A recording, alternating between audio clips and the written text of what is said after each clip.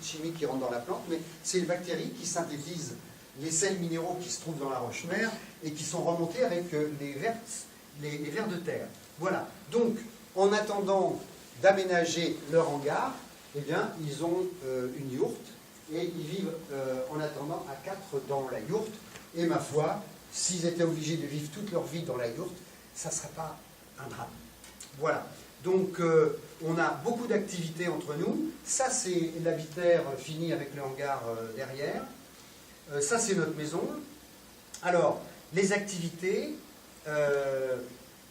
on a commencé par planter 250 arbres, puisque l'agriculteur précédent, en bon agriculteur, et là je ne vais pas être très gentil, mais parce que je les ai un peu comme ça, et bien comme il est parti en retraite, il a foutu en l'air des chênes tricentenaires, toute une haie, où il y avait un écosystème avec des oiseaux, des rapaces, des coulmelles, plein de choses. Il a tout. Pourquoi? Pour ne pas laisser le bois de sa haie au suivant, au repreneur. Voilà. Donc, voilà, je veux bien croire, mais les paysans ne sont plus ce qu'ils étaient. Voilà, bien. Alors ça, c'est donc toujours la même chose. On fait venir on propose toujours des chantiers participatifs où il y a beaucoup de monde qui viennent. Donc là, cette haie, elle est plantée il y a 4 ans, elle est déjà haute comme ça. Donc c'est vraiment... Donc on a refait la haie qui a été détruite, et après, la haie a un rôle très important de coupe-vent, et puis de régénérer toute la flore, toute la faune, etc. Les oiseaux sont de plus en plus nombreux, c'est assez sympa, et là, c'est un système pour faire du bois raméal fragmenté, qui est beaucoup utilisé en permaculture.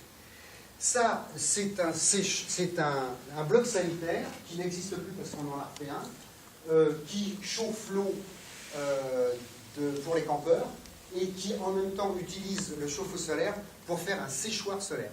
C'est-à-dire que le chauffe-eau solaire, on utilise l'air chaud qui est dedans aussi pour ventiler, et au lieu de stériliser les aliments, on préfère, dans la mesure du possible, les sécher et les mettre dans l'huile. Par exemple, les tomates séchées, voilà, ça ne coûte pas un centime. Alors, on a fait un mandala quand même assez conséquent, où les cultures principales, ce qu'on appelle les grandes cultures, mais ce n'est pas des grandes cultures, c'est les pommes de terre, c'est les oignons, c'est les échalotes, c'est les cultures vitacées, c'est toutes les courgettes, etc. On fait ça ensemble, mais on essaye dans notre éco-hameau de trouver le juste équilibre entre la propriété privée et la propriété commune. C'est-à-dire qu'on ne peut pas dire que ce soit une communauté à la mai 68 qu'on a connue, puisque moi j'avais 20 ans à cette époque-là. Il y en a beaucoup qui sont retournés faire monter des portières de 4L, puisque leur communauté n'a pas duré un an ou deux. Ça ne veut pas dire qu'il n'y en a pas eu qui soient restés, mais on fait très attention à préserver l'intimité de chacun. Et ça, c'est un des secrets de la réussite en communauté. Voilà, sur un lieu commun. Voilà. Donc, c'est quelques photos. Ça, c'est les récoltes abondantes, très belles. Avec 9 kg de pommes de terre, on a fait 180 kg de pommes de terre. Donc, autant notre système actuel est dans la dégradation, le maître mot de la permaculture, devinez, l'inverse de la dégradation. Ah, voilà. C'est l'aggradation, nouveau terme. Plus vous cultivez, plus vous augmentez les rendements. Voir nos amis du Pec et Loin, que vous devez connaître, et qui travaillent avec l'INRA pour expérimenter ce type d'agriculture qui augmente les rendements. Donc quand on nous dit que l'agriculture, parce qu'on l'a entendu pendant 20 ans, que ça allait affamer le monde, comme j'ai entendu il n'y a pas longtemps, c'est complètement faux, et c'est plutôt de manière absolument certaine que notre agriculture chimique va affamer le monde, c'est clair et net, c'est plié, hein, cette histoire. Donc si on ne revient pas vers l'agriculture permacole, biologique, etc., on aura des gros problèmes. Voilà. Alors, je ne développe pas, bien sûr, parce que je n'ai pas le temps, bien sûr. Et puis, Et puis, un des secrets de la bonne entente, c'est d'abord un travail personnel sur soi. Donc, on rejoint la permaculture en soi. C'est exigeant, c'est très exigeant, mais c'est un type d'exigence que les gens ne pensent pas.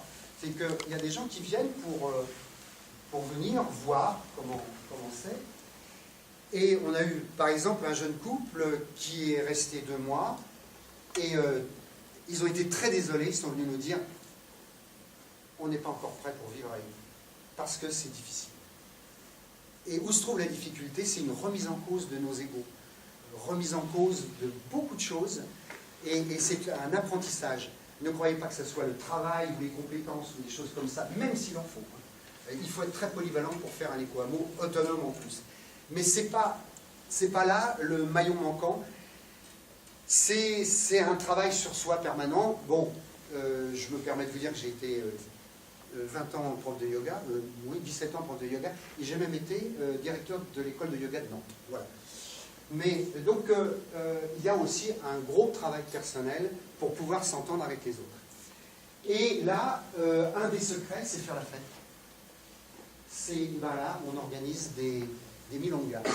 Et tous les mois, on apprend à faire du tango. Et ici, il y a sur Nantes, c'est la personne qui organise des stages de tango sur Nantes qui vient chez nous. Voilà. Bien, je vous ai un petit peu parlé de l'école à la maison. Voilà, musique, très important. Donc Brigitte est harpiste. Et la musique adoucit les mœurs. Vers une autonomie financière. Alors, donc l'idée, c'est d'essayer d'être sur notre lieu, à la fois le lieu de production des biens dont on a besoin, voire manger, dormir, construire, énergie, etc. Mais en même temps, essayer de se faire un salaire.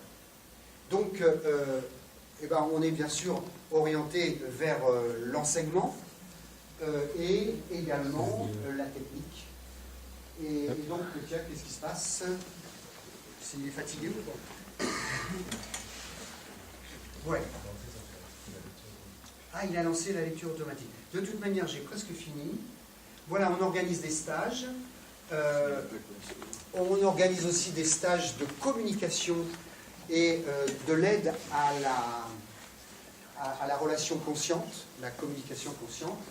Et puis notre fille est plus ou moins naturopathe et elle enseigne un certain nombre de massages thérapeutiques, dont le Qigong. Vous ne savez pas ce que c'est, je n'ai pas le temps de vous expliquer.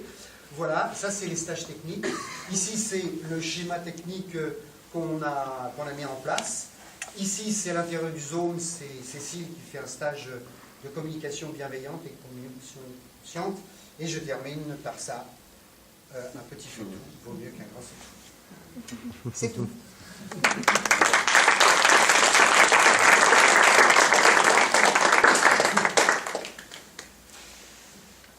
J'espère que je ne vais pas saouler. Donc, est-ce que vous avez des questions? Est-ce que vous voyez comme prochaines étapes pour votre projet d'éco-hameau? Est-ce que vous aimeriez aller à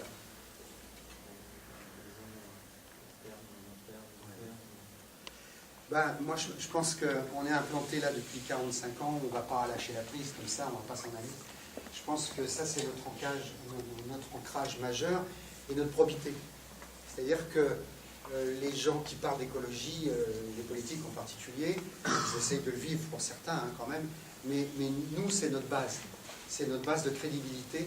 Donc, c'est sûr qu'on va rester là, on va continuer d'améliorer, notamment au niveau de la culture, de l'alimentation, parce qu'on a encore beaucoup de choses à faire. À la faveur d'autres terrains à vendre, mais on peut accueillir d'autres personnes, et chaque personne apportant quelque chose de nouveau et des idées nouvelles. Et j'aime bien reprendre la phrase d'Edgar Morin, l'essentiel, aujourd'hui surtout, est imprévisible. Donc l'avenir, on ne sait pas, mais on sait ce qu'on ne veut pas.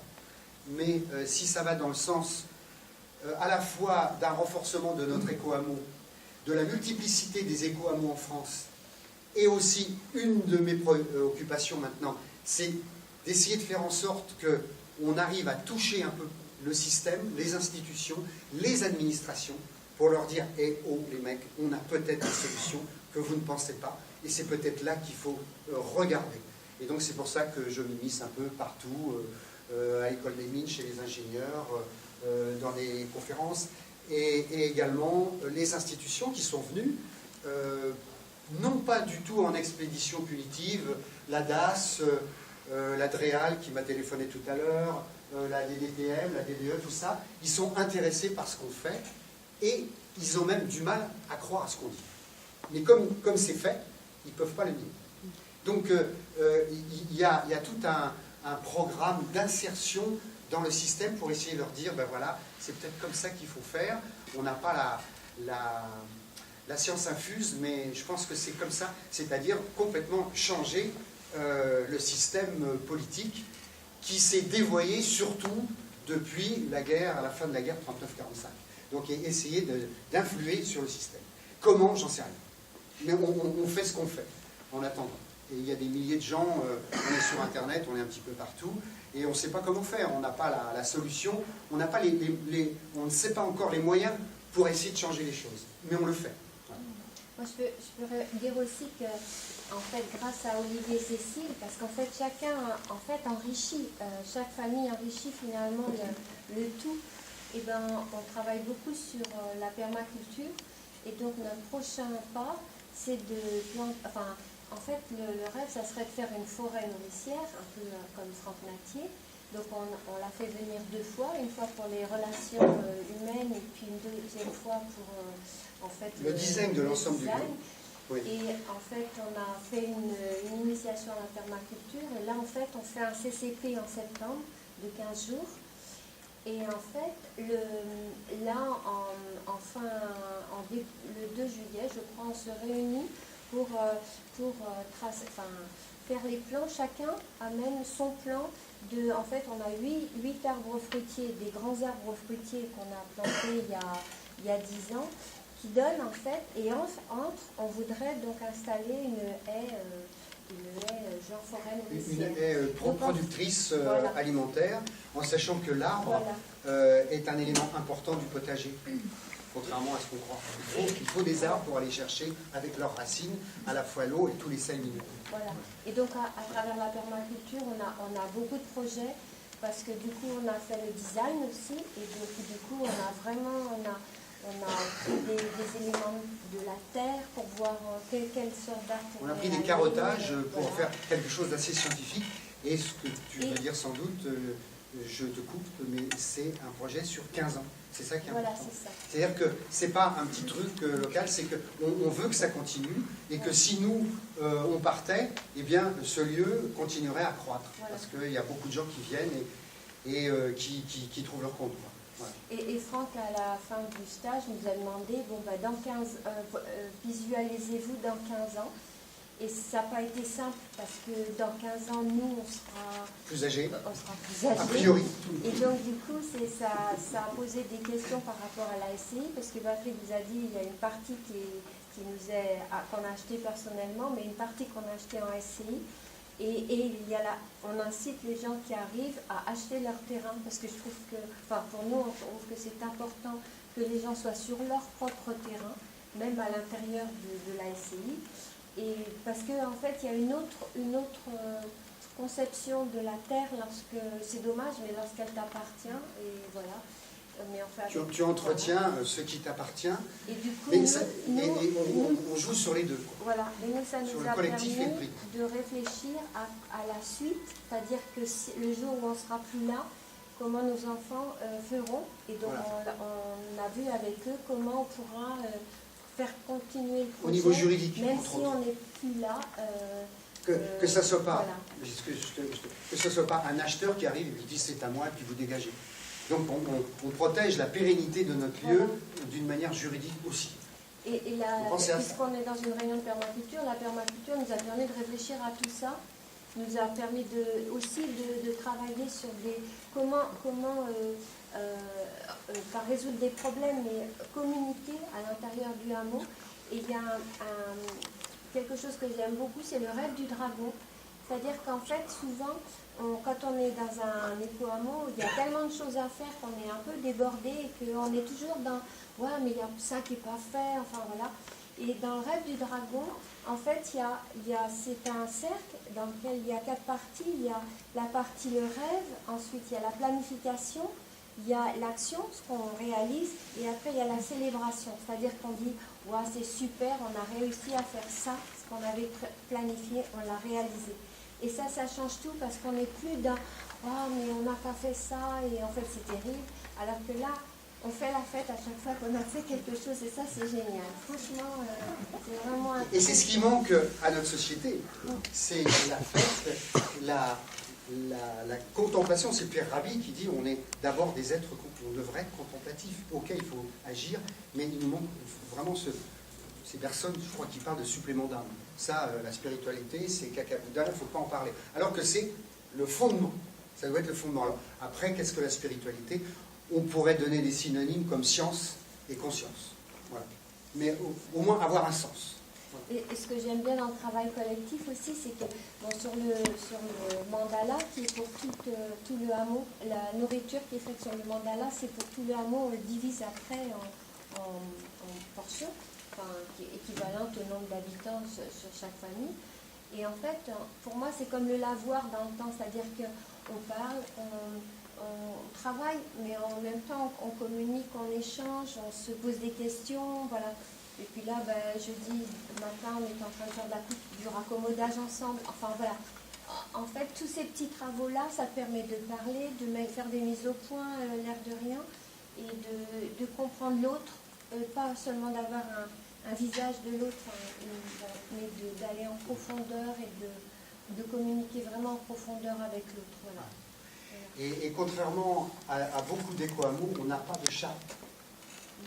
Parce que souvent, voilà, l'esprit, machin, comment on fait, etc. Nous, on n'a pas de ça. Parce qu'on s'est trop aperçu que c'est comme la loi. Dès qu'il y a une loi, on la désobéit. Et on se rend compte que, ah oui, oui, j'ai signé cette charte, mais vous avez changé, moi aussi, donc c'est plus valable, etc. Donc, plutôt que de faire des lois figées, eh bien, nous, c'est des réunions assez régulières, des échanges, et un petit peu comme la palabre africaine, on fait le tour, et jusqu'à ce que tout le monde ait un peu dit ce qu'il avait sur le cœur, ou au contraire dit les réussites, parce que... Et à ce moment-là, il y a toujours un réajustement, à peu près tous les mois, on se réajuste.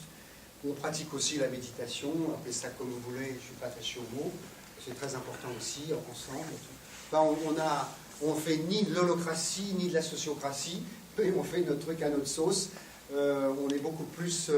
on n'a pas de méthode particulière, c'est une évolution permanente, et surtout c'est l'échange et la communication entre nous.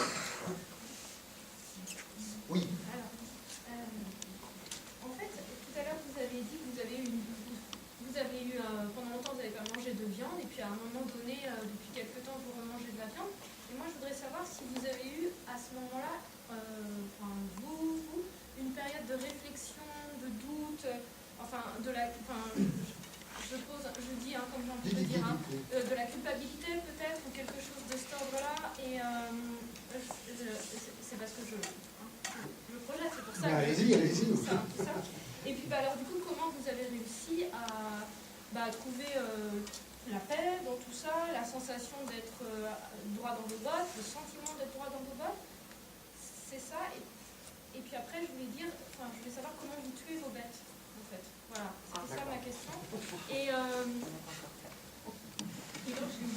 c'était par rapport à l'alcool. C'était en relation avec l'alcool, comment vous buvez, dans la célébration s'il y a de l'alcool, etc. Voilà, c'était des animaux en fait. Ouais, d'accord. Alors, en fait, il y a plusieurs choses. Il y a le côté alimentaire et puis le côté culpabilité qui peut s'étendre à bien autre chose que l'alimentation. J'essaie de comprendre. Bon, alors, restons sur le plan alimentaire. On s'est rendu compte, et on va faire court quand même, qu'on a su pourquoi ne pas manger de viande, c'était quand même beaucoup mieux pour l'organisme. D'ailleurs, on a édité un livre qui s'appelle Alimentation, Santé, Planète. Donc, on change l'alimentation, on change la gouvernance du monde entier, c'est clair, je n'ai pas le temps de développer, et on change notre corps. Donc, nous, on est en pleine santé, et on a été pendant 25 ans sans manger de viande, mais comme les gens nous disent « vous êtes végétarien », eh bien, on leur dit non, parce qu'on mange de la viande une fois tous les 15 jours. C'est beau, on a horreur d'être classé. Et donc, il faut bien montrer qu'on est cool avec ça. C'est pas du tout une rigidité dogmatique, parce qu'on n'aime pas ça du tout, mais c'est parce qu'on sait pourquoi on fait les choses. Et on nous demande, vous avez peut-être envie de nous poser des questions sur nos enfants. Là, je fais encore plus court. Nos enfants, ça va très bien avec eux. Pourquoi? Parce que jamais on a été dogmatique. On a donné les raisons profondes du pourquoi et du comment on faisait les choses. Et donc, nos enfants, ils reproduisent en gros, parfois, ils vont même plus loin que nous, parce que jamais c'est le père ou la mère qui ont asséné des vérités. C'est simplement, on explique. Et puis en disant, bah, voilà, on peut se tromper, mais on t'explique ça. Et puis nous, en gros, depuis 40 ans ou 45 ans, on est en gros végétarien, on a une grosse patate hein, quand même. Je veux dire, on est en pleine santé. Voilà, alors, la culpabilité, moi je ne connais pas. Franchement, je n'ai pas de temps à perdre avec la culpabilité, parce que la culpabilité, c'est un peu facile de se sentir coupable, mais par contre, se sentir responsable, alors là c'est autre chose. Parce que la culpabilité, j'intériorise un malaise, et puis je me ronge de l'intérieur. Donc j'ai tout à perdre avec culpable. Mais par contre, quand je me dis, ah là, je peux agir sur moi d'abord, et peut-être sur mon environnement proche ou lointain. Et là, c'est un engagement. Et la responsabilité et la mise en action, c'est une large compensation et le remède à toute culpabilité. Et il y a des gens qui se contentent d'être coupables, donc ils se bouffent de l'intérieur, et ça leur donne l'occasion de ne rien faire. Donc moi à 25 ans, je ne me suis pas senti coupable. Je me suis dit, mais je suis peut-être responsable, même si je suis tout seul devant 100 000 personnes, ce qui a été le cas pendant, en 1968, quand il y a eu la grève générale. Je me suis retrouvé tout seul devant 100 000 personnes qui défilaient dans la rue en train de demander à De Gaulle de changer le monde. Et moi je me suis dit, c'est pas comme ça qu'il faut faire. C'est d'abord se changer soi-même, et puis après on voit. Et ça a super bien marché. Donc voilà, mais je ne veux pas me rendre ni coupable, ni déléguer ma responsabilité à quelqu'un d'autre. Voilà. Et ça, c'est beaucoup plus dur. C'était la culpabilité, enfin, parce que c'était la culpabilité de, par exemple, ce midi, j'ai mangé un petit morceau de viande. Non, j'en mange pas parce que c'est la façon dont sont traités les animaux. C'est tout ça. Oui. Voilà. Oui. Et du coup, à chaque fois, j'ai une espèce d'ajustement. C'était par rapport à ça, la question de la culpabilité, c'était par rapport aux animaux. Oui. Mais ce que j'ai dit d'une manière générale, c'est valable. Une fois que tu as de la viande devant toi et que tu es invité chez quelqu'un qui t'aime bien et qui t'offre un bon poulet, je me sens absolument pas coupable. Je fais plaisir à la personne qui a fait avec amour à manger, et que ce soit de la viande ou d'un végétal, pour moi, je le mange sans aucune arrière-pensée. C'est moyen quand même. Hein. C'est par rapport à la division de la société que les végétariens c'est pour contrer cette vision que vous mangez les gens qui Ouais, c'est... Enfin, je vais vous dire, c'est que bon, on a créé la COP Bio, j'ai 7 ans, j'ai rendu COP Bio, donc la COP Bio, c'est bien, donc ça a perdu de sa saveur au sens global du terme, parce que les AMAP sont beaucoup plus proches, l'Association pour le maintien de l'agriculture paysanne, sont beaucoup plus proches de ce qu'on avait envie de faire à cette époque-là. Bon, et à côté de chez nous, à Boisdon-la-Rivière, il y a des gens qui font de la bonne charcuterie du terroir. Et donc, une fois en gros tous les 15 jours, on va honorer de notre présence, on achète une saucisse ou 2 saucisses. Ça veut dire qu'on mange 2 saucisses par tous les 15 jours. Une saucisse par semaine. Voilà, histoire de... Et puis, histoire aussi de bien se dire qu'on n'est pas des ayatollahs, quoi. Je veux dire, voilà. Voilà. Disons qu'on reste une prise avec le monsieur tout le monde qui est autant respectable que nous et réciproquement. Voilà. Donc, voilà, c'est une tolérance qu'on se donne. Oui. Pour nous, c'est très important d'acheter local. En fait, quand tu achètes je vais dire ce que je ressens, mais quand tu achètes dans un supermarché, les choses viennent de très loin, avec de l'essence, etc. C'est le même problème pour la viande, hein, c'est comment c'est élevé, d'où ça vient, etc. Et en fait, et la terre que ça occupe au total. Et donc en fait, tu consommes au supermarché et l'argent, en fait, il part avec les actionnaire, il part très très loin. Quand tu achètes local, tu achètes sur place, même si tu consommes que 10% local, tu fais vivre un pays. Et ça, c'est ça qu'il faut il faut vraiment avoir dans la tête, c'est que plus on achète local dans les AMAP, dans des petites fermes bio, voilà, et bien plus on crée du lien social, du lien économique, mais même des métiers qui réapparaissent parce qu'on achète local. Et l'argent, il reste local. Et donc ça, c'est vachement important. Par exemple, en Grèce, si l'argent du FMI il arrive, on achète des aéroports, on achète l'acropole, des musées, machin comme ça, l'argent il repart. En fait, s'ils avaient un argent local grec, en fait, les gens pourraient vivre et en fait maintenir le pays. Et cet argent local serait une base. Si l'argent ailleurs s'effondrait, cet argent local, il resterait. Et ça, c'est vraiment important de comprendre ça. Pour moi, voilà. C'est d'actualité, ça c'est l'Europe. Ou alors, je ne sais pas, au fait, vous pouvez le dire, parce que nous, on n'a pas vu. Ils sont sortis. Ils sont sortis. Ils vont sortir. Je pense tellement fort. Bon, après, mais je vous donne un exemple. Détroit. J'ai entendu votre question. Détroit, pendant 40-50 ans, l'Amérique, c'était l'Amérique. Aujourd'hui, vous allez à Détroit, vous voyez des tôles ondulées et des bâches plastiques. Pourquoi? Parce que GMC, Ford, l'autre marque, là, tout s'est cassé la gueule. Ajouter ça, les problèmes d'immobilier qui se sont passés, il y a plein de gens qui sont au chômage. Donc 2-3 ans, les gens sont dans la misère. Ils sont un peu comme les réfugiés, et là, ils dorment dans le bout. Ils sont là, puis d'un seul coup, il y a quand même quelque chose qui commence à émerger, mais on a de la terre. Donc ils se sont mis à cultiver les jardins. Et puis des jardins, puis des jardins. Et puis ils se sont organisés. Et après, ils ont organisé des ventes, donc genre des COP spontanés. Et puis après, ils ont organisé de l'artisanat. Et puis d'un seul coup, globalement, ils se rendent compte que pour 70 à 80% de leurs besoins, j'en reviens à ce que je disais tout au début ici, eh bien ils arrivent à le satisfaire sur un territoire donné. Et donc là, ça c'est de la démocratie. Il n'y a pas de vote, il n'y a rien, il y a une organisation à partir de choses extrêmement concrètes, ce que nous on a essayé de faire depuis 40 ans. Et ça y est, c'est parti. Alors après, derrière, donc vous avez peut-être vu le film Demain de Cyril Dion, qui au Colibri et que je connais bien. On devait être d'ailleurs dans le film de Demain. Vous avez vu ce film? Oui. Ouais, il faudra le repasser parce que c'est important. Toutes les initiatives locales qui existent. Et donc, parmi ces initiatives, il y a quelque chose de très important, c'est la monnaie locale. Aujourd'hui, le monde entier pourrait avoir des monnaies locales, des millions de monnaies locales, sur un territoire de 30 km, par exemple, autour, où on pourrait satisfaire nos besoins de première nécessité, et après qu'il y ait $1, €, ou un machin pour acheter les bagnoles, peut-être, mais parce qu'on ne peut pas fabriquer des voitures, ou il y a des tas de choses qu'on ne peut pas fabriquer, mais qu'il y ait une répartition, ce qu'on appelle les monnaies complémentaires. Et ça, c'est en train de venir, c'est clair. Donc, est-ce qu'on vous parle de ça à la télé? Non.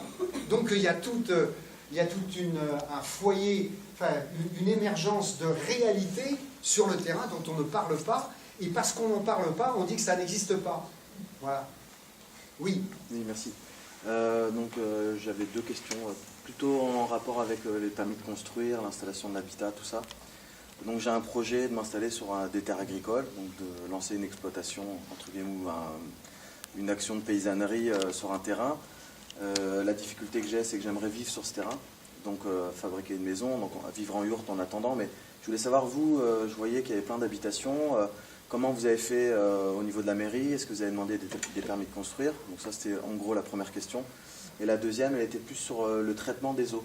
Parce que je vois que vous êtes autonome en énergie, donc sur l'eau, l'énergie, et du coup pour l'évacuation, l'assainissement, comment vous avez géré et comment vous avez réussi à vous détacher des obligations de la municipalité par rapport à ça, quoi.